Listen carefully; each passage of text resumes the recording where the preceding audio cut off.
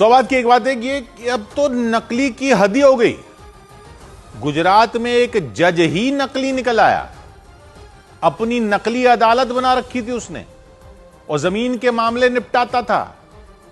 जमीन के झगड़े में अपने को उसने आर्बिट्रेटर घोषित कर रखा था।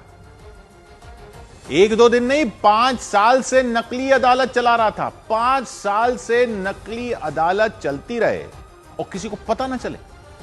एक आदमी जज बनकर डीएम वगैरह को ऑर्डर दे रहा था 5 साल से। सोच से भी परे की चीज है ये। बड़े बड़े अधिकारियों को 5 साल तक पता नहीं चला कि एक नकली अदालत चल रही है गांधीनगर में। जमीन का विवाद लोग उस अदालत में ले जाने लगे कि चलो वहां फैसला करवा के आते हैं, और फिर वो जो फैसला करता था वो लोग मान भी लेते थे।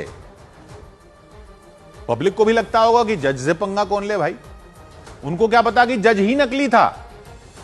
लोग तो किसी गाड़ी पर जज का स्टिकर लगा देखकर ही डर जाते हैं और गाड़ी को साइड दे देते हैं।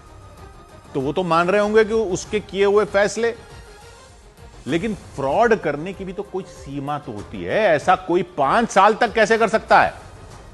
और कर सकता है तो पुलिस को तो डूब मरना चाहिए वहां की। ये पुलिस है जिसके इलाके में कोई नकली अदालत खोलकर बैठ जाए और 5 साल तक फैसले सुनाता रहे नकली जज बनकर। वो पुलिस पब्लिक की रक्षा करेगी? पहले अपनी तो रक्षा कर लो।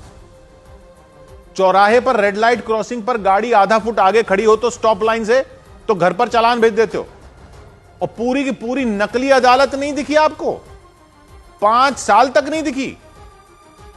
वो तो एक जमीन पर फ्रॉड जज साहब ने जो फैसला सुनाया, उस जमीन के मालिक ने फैसला नहीं माना तो वो सिविल कोर्ट में चला गया। वहां सिविल कोर्ट में उसने कहा कि ये आर्बिट्रेटर की अदालत में गए थे, उधर जज ने जो फैसला दिया है वो हमें मंजूर नहीं। तो सिविल कोर्ट के रजिस्ट्रार ने बोला भाई कौन सा आर्बिट्रेटर, कौन सी अदालत, कौन सा जज है जिसने आपकी जमीन पर फैसला दे दिया जो आप मान नहीं रहे हो? तब जाकर पता चला कि भाई ये तो पूरी अदालत ही नकली चल रही थी। असल में आर्बिट्रेशन में क्या होता है कि विवाद वाली दोनों पार्टियां मध्यस्थता के लिए जाती हैं और यह तय होता है कि भाई आर्बिट्रेशन वाला जज जो भी फैसला सुनाएगा वो दोनों को मानना होगा, क्योंकि पहले से लिख कर देते हैं कि ये दोनों मानेंगे, इसलिए बाद में फैसले पर कोई सवाल उठाता नहीं था।